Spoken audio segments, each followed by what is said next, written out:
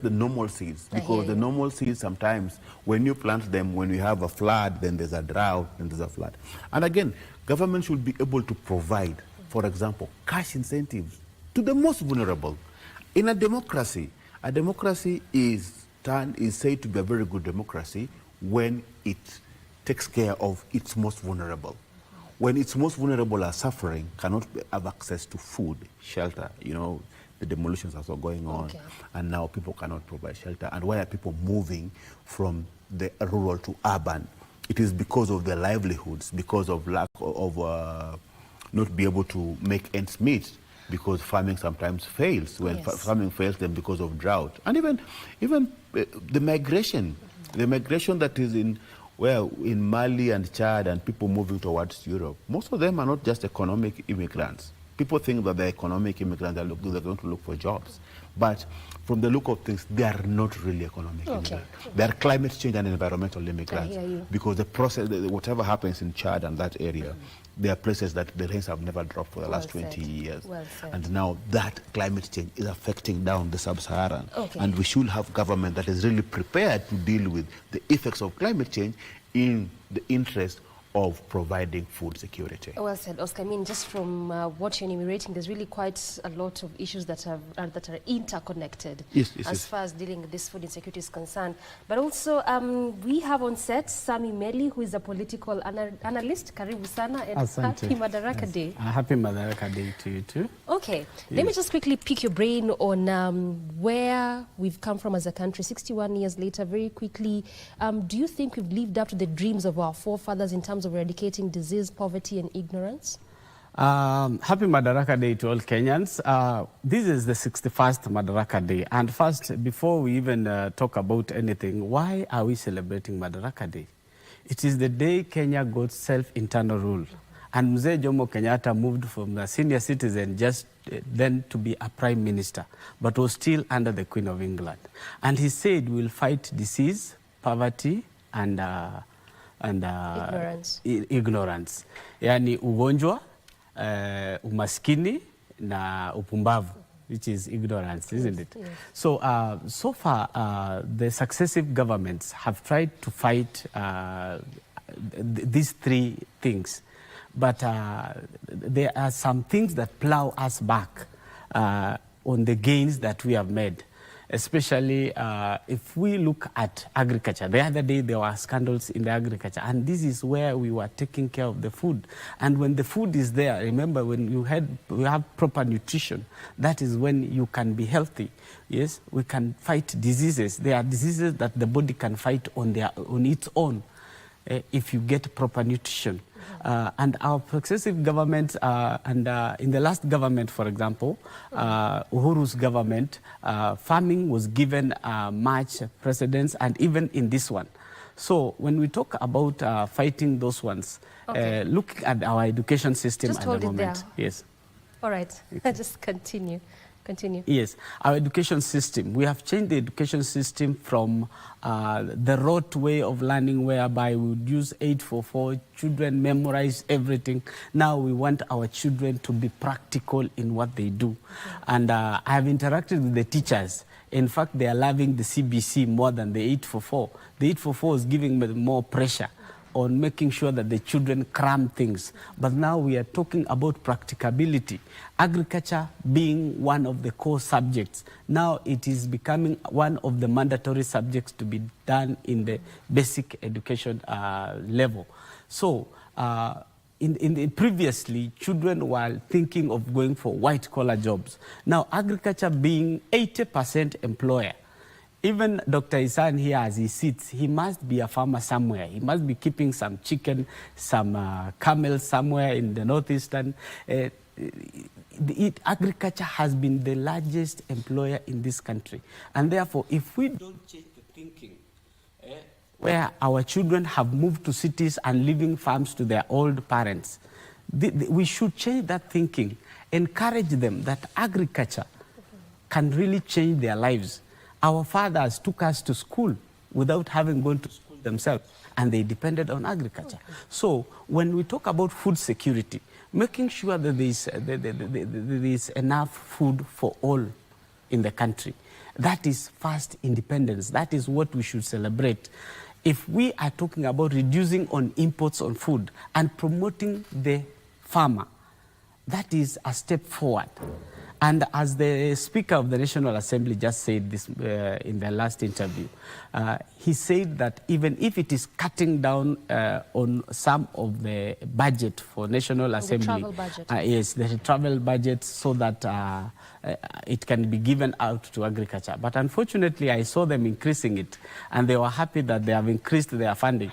But I believe this funding goes into NGCDF, and NGCDF can help. Unfortunately, agriculture seems to have been a devolved function of the county government. Yes, it is. Yes. So I'm thinking if that money the Speaker is talking about can be directed to the devolved governments, I think that will be done. I could hear some counties like my home county, Trans Nzoia, the governor was even able to distribute some seeds to farmers so that they can plant the maize. But again, we should move away from rain-fed agriculture and encourage irrigation. Because at the moment, you can hear even some farmers complaining at the moment in Trans Nzoia that the rains have started failing. Yes, their crops seem to be getting destroyed in the farm because of lack of rains. So we have to move out of that if we want to be food secure. What happened to Galana Gulalu irrigation scheme? The one that they were saying it was the largest. We want to see it work. And that is when we can celebrate Madaraka. We can fight ignorance by ensuring 100% transition from the mother's care to preschool, from preschool to primary, from primary to high school, just like that, until to the tertiary institutions. I like the idea the other day the government could even give us the numbers of those students who have not applied for courses at the tertiary institutions. We want to know where they have gone. Some could be house helps at the moment. Some could be cowboys taking care of cows somewhere. We want those children engaged in a learning institution. They get the skills, whether practical skills or professional skills. We want to encourage that even as we move forward, the education system should go hand in hand with the practical life that is there today. So there's a lot to celebrate, at the same time, a lot to admire. But we should give it time also, because the countries that are where they are, like the US, they are celebrating over 400 years of independence. Yes? So we cannot compare ourselves with them, but we can always learn our lessons from where they failed. And say we can improve on this. Yes. If we look at countries like Singapore, in as much as we would want to develop like them, we should remember that at some point there was a dictatorship to make them move up to where they are. Okay. So we should give our government time. All right, all right. Just hold it there, Sami. Yeah. I want us to just head over back to Bungoma County. I understand that the county governor there is speaking, Governor Kenneth Lusaka. Watch.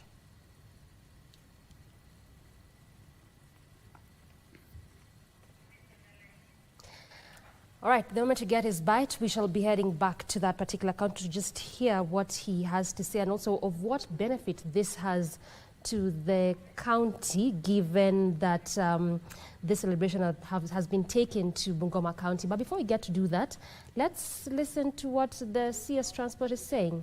We have demonstrated not just to ourselves but to the world that we're able to take care of our affairs, and now we should get re-energized when you look back at what our forefathers did and see what else can we do to make sure that the transport sector and the issues of mobility are addressed in our country. All right, and we have a new airstrip here. And my work is to look for the money. Yes. Just say that is, and my work is actually to see how do we finance that infrastructure, because most of the time resources, but we have to come up with innovative ways of financing that infrastructure among so many other development projects. Okay. Thank you so much. Yes. But lastly, we have a new airstrip. Yes. The roads are coming up. Well. Yes. Yeah. But are we really doing enough to ensure that Kenyans are safe, especially on the roads? Well, we have a new airstrip, Matula airstrip, fantastic. We are working now hard to get more land so that we can extend that airstrip to about 2 to 2.5 kilometers, and we should be able to get new traffic flying directly to Matulo airstrip. As you've seen, we've removed it from the town itself, take it off town near Webuye, because it's going to be able to expand enough and be able to serve the counties in the region and our neighboring country in Uganda. Right. In terms of our infrastructure, again, we have done about 10 kilometers in the city here, and we hope that we can contribute to making Bungoma a city. Now, when it comes to safety, that is an issue of great concern. We continue losing a critical number of people because of road accidents. Yeah. And I want to ask, as we enjoy our Madaraka, to request Kenyans also to take the issue of road safety seriously, because it's a collaborative effort between us who are in executive and those of us who are drivers on the other end, and citizens generally. If we can work together to make sure our infrastructure, our roads are safe, and that we are using properly our infrastructure for good. With greater responsibility, we will be able to also benefit more from the infrastructure that we have put in place. Okay, lastly, Waziri, you said Kenyans need to take charge. What is the government doing to ensure that problem of accidents is addressed? Well, we have done a lot. We have done good roads. We have unfortunately messed up the good roads with bumps, because ordinarily if you go to more progressive and developed countries where people are responsible, you don't have bumps, you know? Because people are driving responsibly, following road signs, crossings, and so forth. But because of our primitive driving, we have been forced to put road bumps in the way. Sometimes we have to deploy policemen to follow people. We have to deploy NTSA to do so. But we need to instill the culture of personal responsibility, because that's where lies the criminal act of reckless driving. Okay. But as a country, as you've known, I told you we are investing in speed cameras to make sure that we are dealing with speed on the roads, and many other great investments in our transport sector. Lastly, Waziri, you are a leader in Rift Valley, and the Deputy President... Cabinet Secretary for Transport and Infrastructure there, Kipchumba Murkomen, just heavily emphasizing on the need for responsibility in a bid to deal with the perennial issues of road accidents, and also talking about the Matulo airstrip, which is one of the key infrastructural projects that the county has benefited in as far as this particular celebrations is concerned. And I'm listening to you, Samni, you talking about all these issues. Clearly, I can see that all of you are agreeing that the issues of education, infrastructure, health, the constitution, devolution, some of the things that we have gained in different capacities and areas as a country. But just allow me to pick the brains of Daktari as far as this agriculture and food security is concerned. And Daktari, I want you to just tell me that indeed this has been a perennial issue in successive governments, and we can sit here and talk about what government needs to do. We can also blame try to tie the issue with matters of climate change as well as floods. But being an issue in all governments that have existed, this is the fifth administration, really, what more can we do? And as you respond to that, knowing fully well that Africa as a continent, not even just Kenya, is a place where food is not supposed to be an issue. What can we do? Yeah, I think before I go into what we can do, I just wanted to slightly talk about what is it that has caused the problem. All right. My colleague Oscar has mentioned climate change. Is really climate change the main cause of food insecurity? No, that is actually at the periphery. What is? The food insecurity in Kenya is caused by rural-urban migration, where we are supposed to be producing food. People live there and people come to the cities to look for white-collar jobs. Therefore, the energetic young men and women who would have, in essence, farmed in the rural areas where there are farms for production have moved to the cities and now started working on, white-collar jobs or casual jobs within the city to earn cash. And cash is not a solution to food insecurity. Food is in the ground. Cash is a component of people who cannot produce to replenish cash to those who produce the food. But then, can you really blame the young people moving from the rural to the urban areas? What is causing them to? I mean, one of the things that is causing is the mentality that we inherited from our colonists, whereby ordinary food production work is not essential, whereas white-collar jobs, yes, after going to school, the job that you can only earn a salary at the end of a month, which is a poverty actually in itself. White-collar jobs are not very much productive. They are a sustainable source of income for individual nuclear families, but they are not actually life-changing or wealth production or wealth making in that aspect. Businesses, yes, but not white-collar jobs. Secondly, you find quite a number of our farmers who are, you know, very poor. The population poverty level is very high, to the extent that they cannot have a farm produce inputs within their farms. And therefore, socioeconomic status of the inequality, or basically socioeconomic inequality, is one of the factors that contributed to issues related to food insecurity. Of course, cheap food imports. We're getting plastic rice from countries where we know they are doing GMO for purposes of production. We don't have a strong regulatory bodies like KEPS, and you will find food which has been produced in, if you look at it keenly, have not gone through proper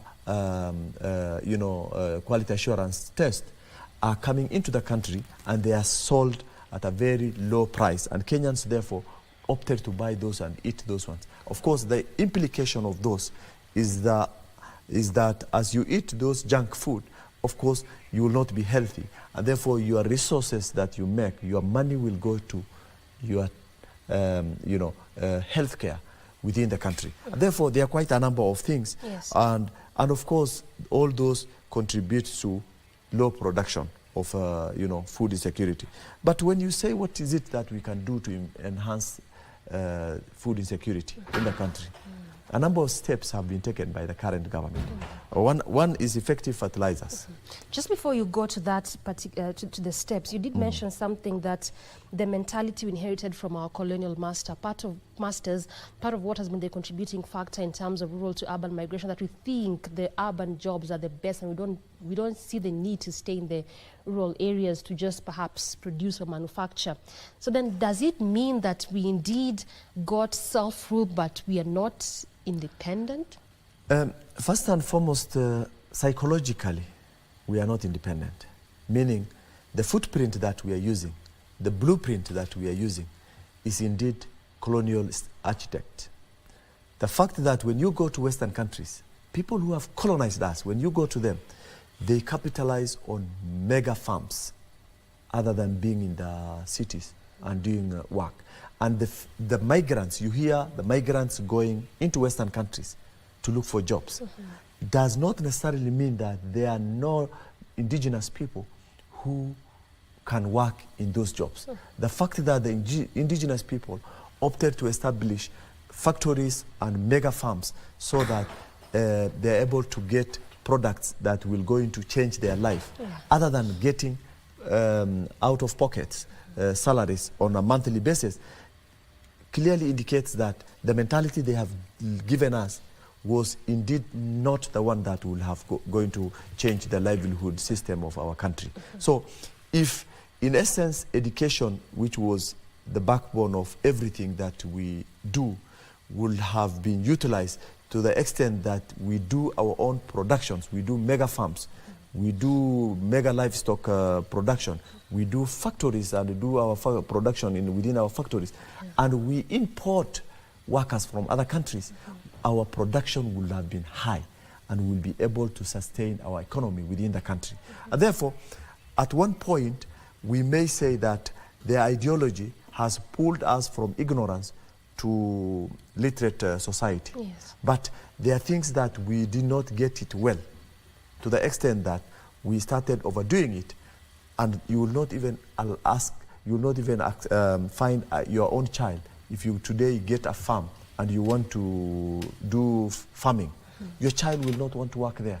And yet he knows that everything that is being sold in the market comes from farms. Everything that is being eaten comes from farms. Nothing comes actually from money. And therefore, if you are the one buying things every day, and yet you have farms to produce and minimize, purchasing power, and to the extent that your production is sufficient enough to run your livelihood or your errand, then you are able to make wealth. We will never make wealth. We all want jobs. And that's why Kenyans, the young people from every corner of this nation, when we teach at the universities, and when we are talking to these young men, you see someone trying to gear himself towards a working environment, where he asks, if I do this course, am I able to get a job? That is not the essence of education. Okay. Education is to empower you in order for you to become productive as an individual. Okay, I hear not you.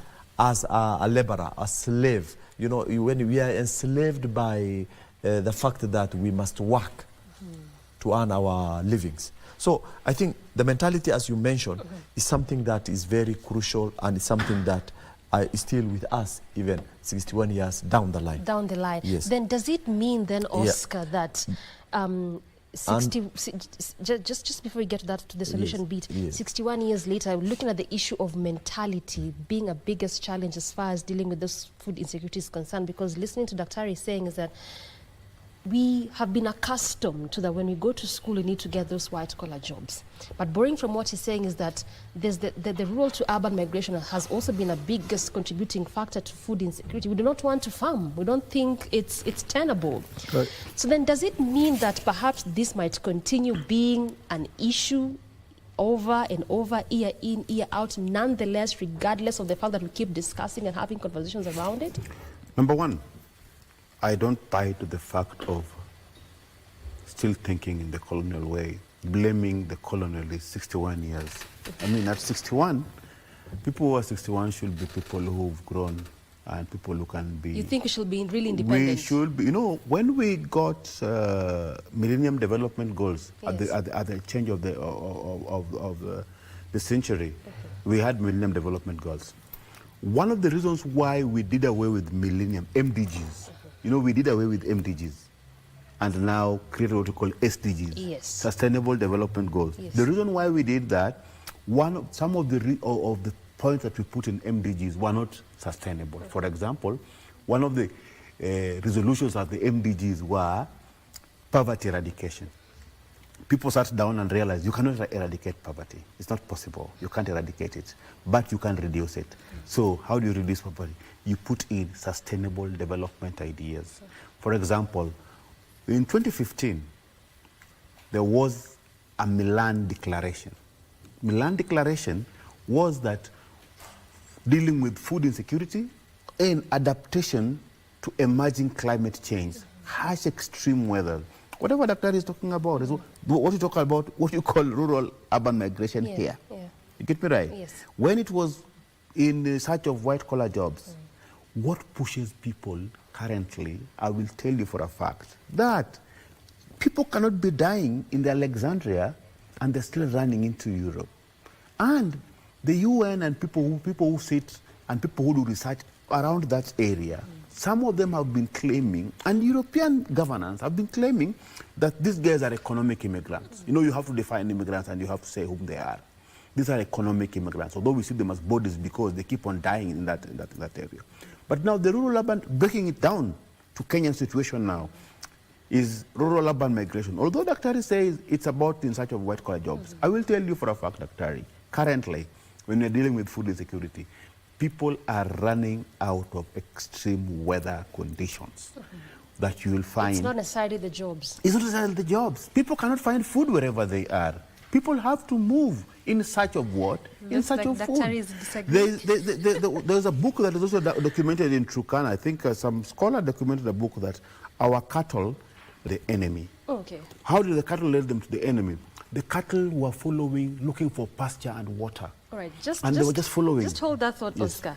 Even as you continue to think about that, I also want us to marinate on the issue of leadership and integrity. We'll come back and finish up on the food insecurity bit, then talk about how that has evolved over time. As we look at 61 years of internal self-rule as a country. This is that Madaraka Day special coverage for you. We take a very quick breather. We recoil with plenty more of this discussion as well as what is happening down there in Ngoma County. Stay with us.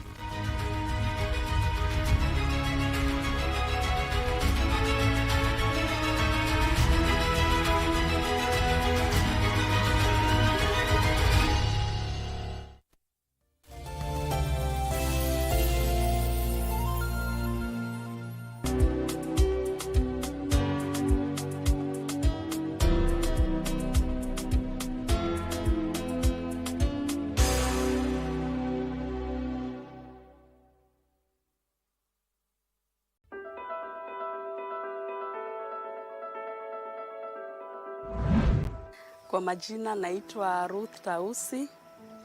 Niliamua kuingia kwa kilimo cha mboga kwa sababu mboga inaliwa sana. Kutumia gesi imetusaidia sana. Mwanzoni tulikuwa tunawasha hiyo machine tukitumia petroli, lakini sasa hivi tumeletewa kabireta za gas. Unafungulia tu maji yanaingia shambani. Alafu pia kwa upande wa mazingira iko sawa. Haina moshi, haina wala harufu yoyote. Hata utasikia harufu ya gesi. Unaona mtungi mmoja wa 6 kg unauziwa pa 1,300. Unapiga maji 1 eka. Lakini ingekuwa ni petroli, hapo ni 20 liters. Kwanzia nianze kutumia gesi, nimeona manufaa makubwa sana. Huwa nachoma kila Saturday. Naweza pata kama 4,000 5,000 hapo. Hata sasa hivi nikienda kuchukua mkopo, naweza kulipa. Mimi nachangia sana kwa uchumi wa Kenya kwa sababu hizi mavuno zangu zote zikipelekwa sokoni, ushuru. Sisi ndio tuna supply chakula huko Nairobi, Mombasa, wapi. Kwa sababu tukisema wote kukaa Nairobi, hatutapata chakula. Yaani watu warudi shambani. Na tutakuwa tukilia rais saidia kila wakati. Sisi wakina mama tuimarishe kilimo, tujenge Kenya.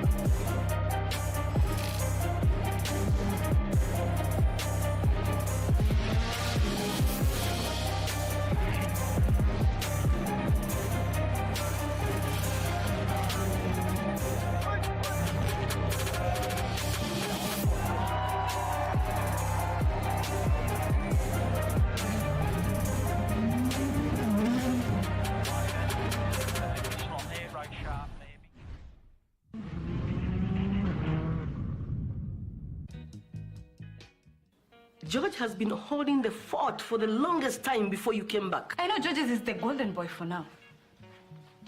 My enemy is your enemy, right? Not at all. We carry our own cross, Dad. If I drop dead right now, you think all my enemies will not come at you? I don't want to be dragged into your big quarrels with Ruth, okay? And yet you're having her followed. Toka! How much did he trust you? Let Joel rest in peace. Tafadhali. God bless his soul. If you want us to trust you, then get your dad to back down from whatever sinister plans he has against us. Who in this office even trusts you? What's that supposed to mean? You show up and Julian and Ronald quit. So did you find out what he wanted from Ronald? He'll just lead me to the answers. I don't have time.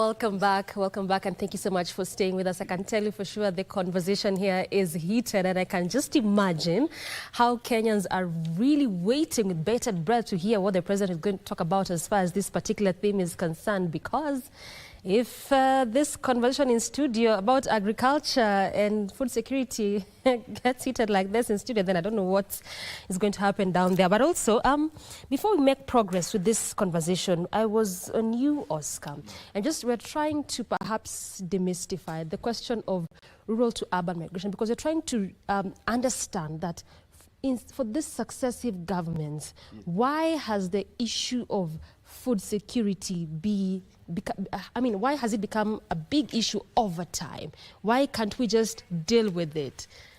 You see where I was linking that this particular regime, I was dealing with this particular regime.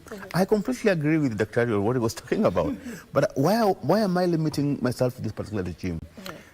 The experts, the weather experts, the climate experts have always told us that, for example, in the next 200 years, Mombasa will be gone, swept away, underwater because of global warming. People were discussing about what will happen Oscar, in the next 200 years. I understand that the Mumias East member of National Assembly is speaking. Let's just, Peter Selassie. Let's listen to the member of National Assembly there. Mambo ya ndege na rais ya kwenda US, mimi siwezi ongelea hiyo maneno basi, kwa sababu mimi sio rais wa Kenya. Sasa unajua rais akiamua kwenda hivi, mimi sijui. Sasa unajua mimi sijui na siwezi kujua hata mambo mlisikia juzi akisema huko kwa alitumia 10 million. Sasa mimi siwezi jua. Sasa mimi nikianza kuongea kwa mwendazimu kuhusu hiyo maneno. Sasa kama being a leader is about being responsible. Sini sawa? Yeah, so but all in all we discussed a lot of issues yesterday, na tukaona kama issues zangu za Mumias East nikapeleka, and we also requested him to visit Busia, at least also anaweza ku-experience what the Bungoma has experienced, and also to visit Vihiga because hizo ndio county ambazo zimebaki nyuma. Tulikuwa tunaongea na watazamaji na wakaji pia wa eneo hili, wanasema kwamba kidogo yani hali ya uchumi mambo si mazuri sana. Sijui wewe katika kikao hiki cha leo, sherehe ya leo, unatarajia nini? Unatarajia kauli zipi zitoke kwa viongozi kama nyinyi? Unatarajia kauli ipi itoke kwa Rais William Samoei Ruto leo? Nafikiria kwa upande wangu, unajua sasa jana upande wangu mimi kama Peter Selassie, tunasema upande wa najua iko na challenges hapa na pale, lakini pia tutamwomba ya kwamba tuko bado, at least mambo ya unga imerudi chini, tunaelewa. Lakini sasa pia upande wa tumafuta hivi kidogo akiangalia na vitu kadha wa kadha, ile the essential commodities, ndio wakati ikikuja huko tutaomba ya kwamba tunaweza consider as a parliament ikikuja huko kwa upande wa public finance. Yes. Mbunge wa Mumias East Peter Selassie ambaye amezungumza mambo matatu kuhusiana na All right. That is the Mumias East member of National Assembly, Peter Selassie, just also weighing in on that conversation of how much it took the president to travel to the US. But he did talk about that on Thursday on the National Prayer Breakfast. Coming back to studio, Oscar, I really want us to wrap up on this one, but it looks like we might we might not, trying to understand why this is a perennial challenge over time. What I was discussing today, when we started the discussion, I was linking poverty, discussed by Jomo Kenyatta, and now food security being discussed on the 21st, or the 61st Madaraka Day Celebrations. They're linking the two. But I'm just saying that as much as we've had researchers that the effect of climate change will affect the world in the next 200 years or 100 years, it has come so early. The effect that we thought that will come in the next 100 years have come so early, and now, when we had floods, Mombasa was to experience a cyclone, which I asked, do these people even know what a cyclone is? How do you expect Mombasa and residents in the coast of Kenya to prepare for a cyclone? What do they do? And even the people in Nairobi and everywhere, they were told that because of floods, let's move to higher grounds. And people were like, oh, Which are the higher grounds? Do we go to Rift Valley or where Meli comes from? Where do you? Because people in Kano, they live there, they've lived there. They don't have a way to even prepare. Okay. And even the government, I think we are caught unawares. And now if we are caught unawares, what do? We address the challenges. How do we address the challenges? Get policies that can adapt to the extreme climate change situation that we've got ourselves in. It can never be a blame game anymore. These issues to do with climate change, there's no opposition, there's no government. All of us, Doreen and myself. Is it a blame game or there's just a sharp disconnect? It's a blame game because there are people whom we now call climate change deniers. For example, Donald Trump is a climate change denier. He denies that the problem in the world is climate change. And very many people deny. And Dr. here also denies that the rural urban migration is not a problem of climate change and they just search for jobs. But I'm saying it's because of livelihood. When people run from harsh conditions wherever they are, they become vulnerable. They're running for their lives. And what is their life? It is food, food, food, food. But honestly, and Oscar, isn't that what sort of like school looked like back in the day? We were told, go to school, read, get a good education, get a good job. Yeah, but we have gotten to a situation where we were supposed to come here and discuss about, is the food that we are getting nutritious enough for even kids to go to school? Okay. But now we're not even discussing nutrition. I thought it will be good, Doreen, if you come here today to discuss about nutrition. That there's food, but is it nutritious? But now we are discussing, do we even have food itself? Because we can't move to nutrition if we don't have the food itself. We don't even have the food itself. Yes. At this time of the year, of the century, at times of like this 61 years, we should not be discussing lack of food. We should be discussing the food we have, is it nutritious enough so that people who take it, like for example, the issue of breastfeeding. Yes. We campaign for exclusive breastfeeding until 6 months. Yes. But if the mother has nothing to eat, if the mother doesn't get access to nutritious food, how do you campaign for excessive breastfeeding until 6 months for normal growth of a baby? Yeah. So this discussion is so much, and we need to, how do we solve it? Yes. How do we solve it? Let us get adaptive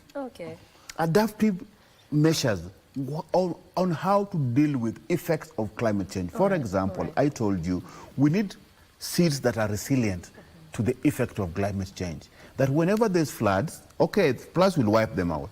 But whenever drought comes, then these people can be able to get something to eat. And again, our grain basket, how we store our food, how we store our water. We need to deal with the challenges because the water just goes. But honestly, Oscar, don't you think you might want to agree with Dr. there? Because back in the day, if I'm looking at 50, okay, maybe probably I wasn't there, but if you look at those years, the issue of climate change and floods was not as pronounced as is now. Yes. But then this issue was still rife, because I'm saying that this has been a perennial issue for the 5 successive governments we've had.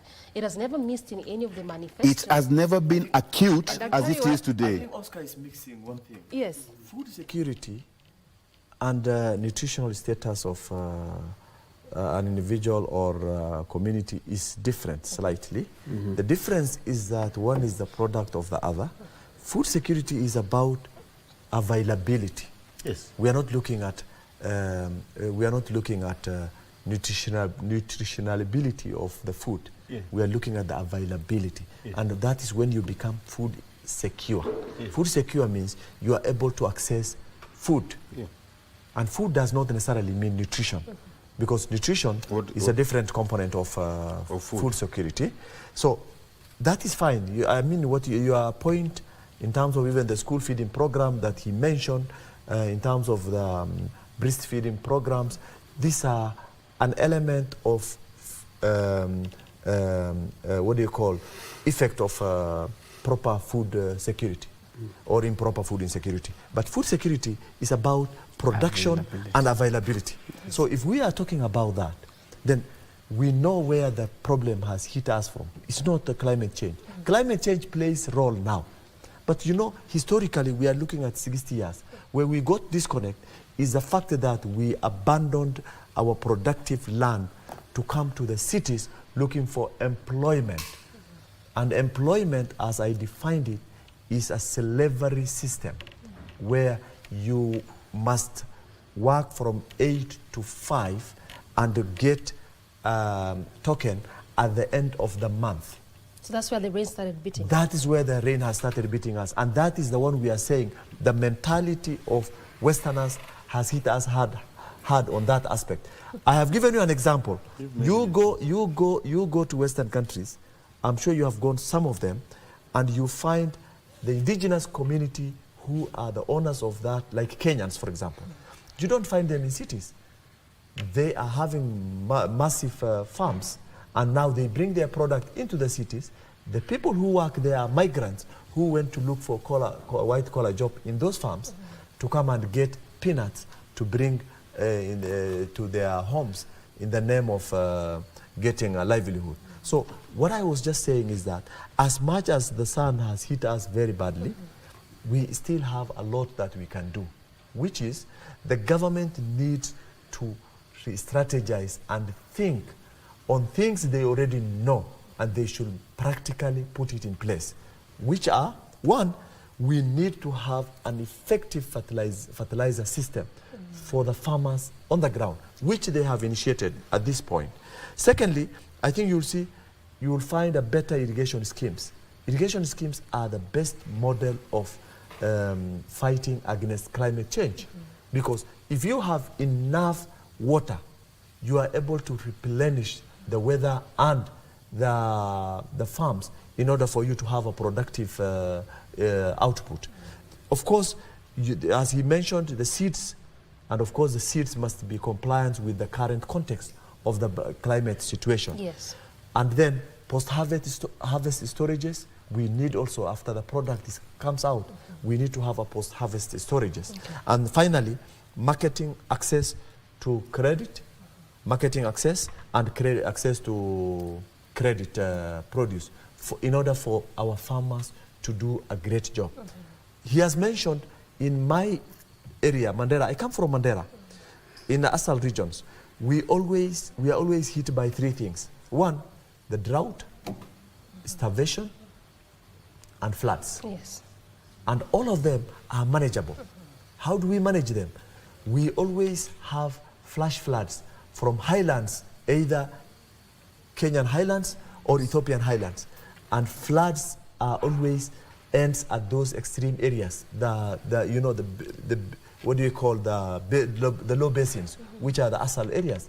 And all those water passes there, destroys a lot of things and go to the sea, empty into the sea. Why are we not able to establish heavy or mega dams in different locations and ask people to do irrigations? People have tried doing camel irrigations. What is it called? Before we only knew cows are being kept in one location. There's for example, in Somalia, there's camel irrigations where camels are put in one location, they are fed there, and they produce a lot of milk because they don't move like the way they are desert cruisers that they are supposed to move every other time.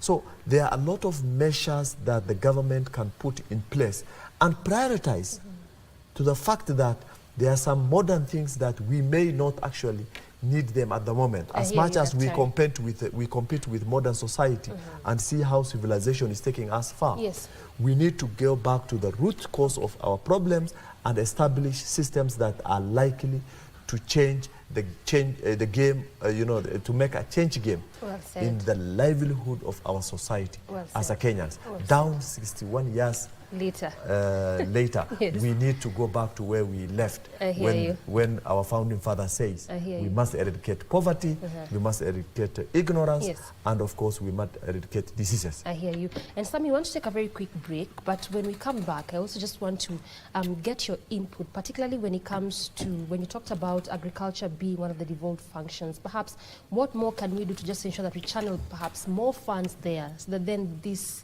does not continue to be an issue we continue to grapple with as a country as far as agriculture and food security is concerned. Also, what you've been seeing there, those are just live pictures from Bungoma County, where the celebration is taking place at the Masinde Muliro Stadium.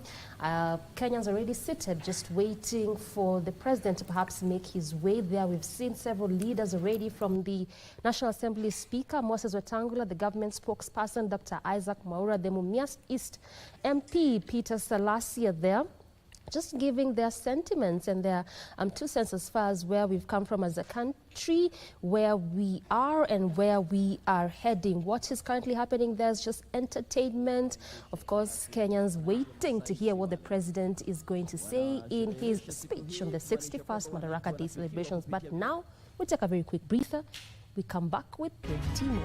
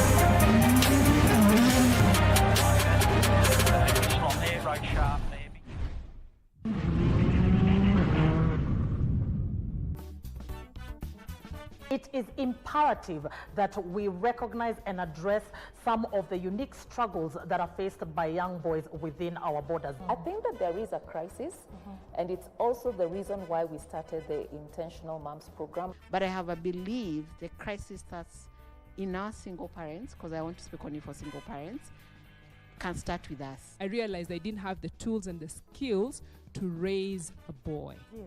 Coming under that program really opened my eyes to understand how I can be able to communicate better. I'd encourage men out there to go out and empower these boys. It could be in a school near you.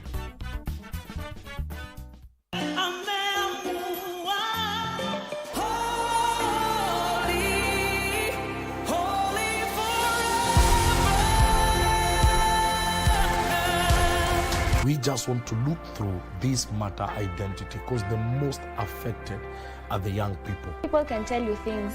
Maybe they wake up every morning and they tell you, you're beautiful, but if you don't believe it, it will still affect you negatively. So that was me. I struggled with that. Najua tu kuna mtu mahali hata huwa understand ni nini exactly anataka kukua. That was me.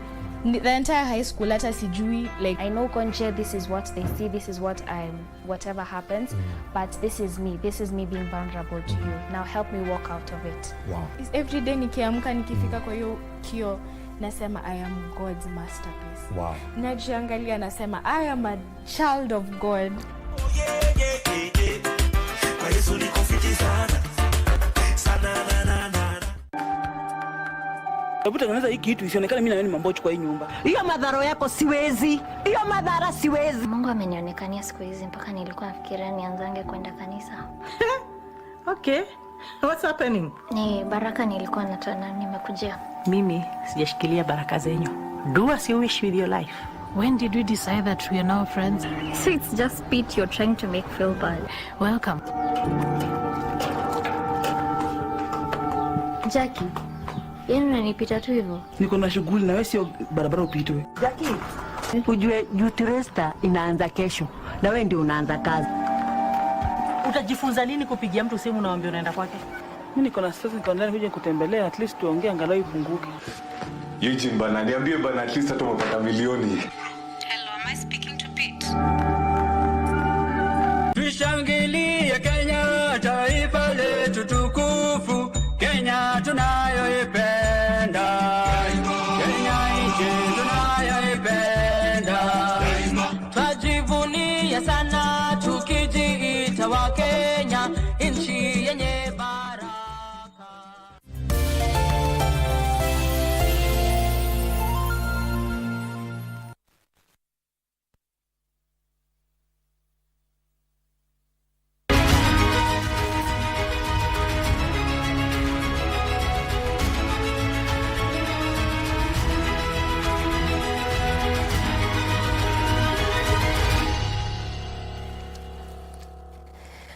Welcome back, and thank you so much for your valid company on this live coverage of the 61st Madaraka Day Celebrations.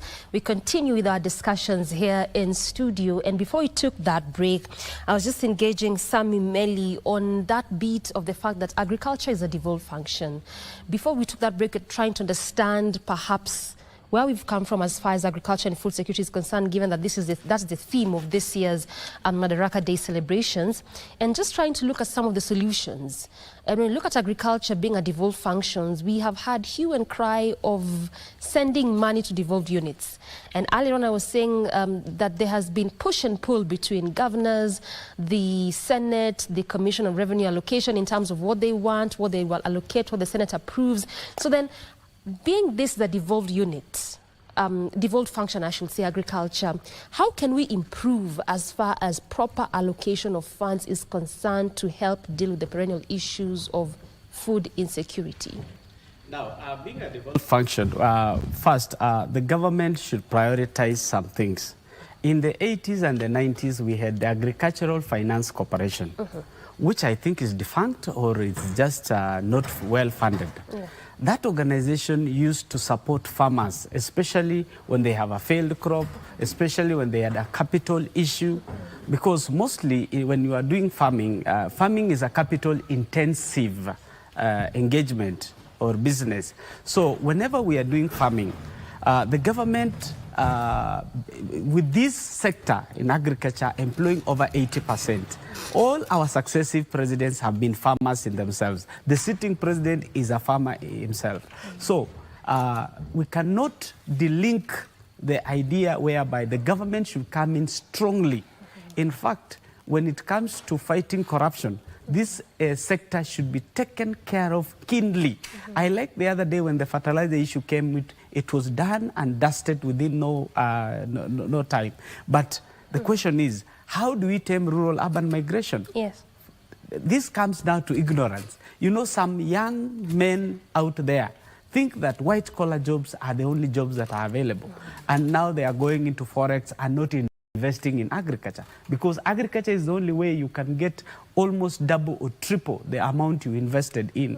Now with the government subsidy on fertilizer, we wish that in this budget, even in the coming budget in this June, in the financial year 2024-2025, the government should prioritize allocating funds, and the Minister of Agriculture can easily get off the hook if he devolves these functions. For example, distribution of fertilizer should have gone to the county levels. Then we deal with whichever county that distributed the wrong fertilizer. From where you sit, what is hindering that? I don't know the interest of the national government in agriculture itself, because there are so many functions that perhaps the national government is still holding on. Even health, why are they still holding on? Yet it's a devolved function. You can easily get away with it if you devolve those functions. You remember, again, we had the NCPB, which used to buy all the grains, the surplus grains the farmers produce. And that goes into the National Strategic Reserve. The National Cereals and Produce Board, for the last, I don't know, 5 or more years, has not been buying the farm produce from farmers. So it has just been there. So we don't even have a national strategic reserve. That is when a calamity happens, we are like found unawares, because our strategic grain reserve is empty. That is where the government used to come in. It used to set aside around 7, 8, 10 billion for buying the farm produce. Unfortunately, now we are left with the commercial grain millers to do that on our behalf. And you know, when you leave a businessman to do a job for you, they can hike the prices at their own need. So, one, let us fight cheap imports.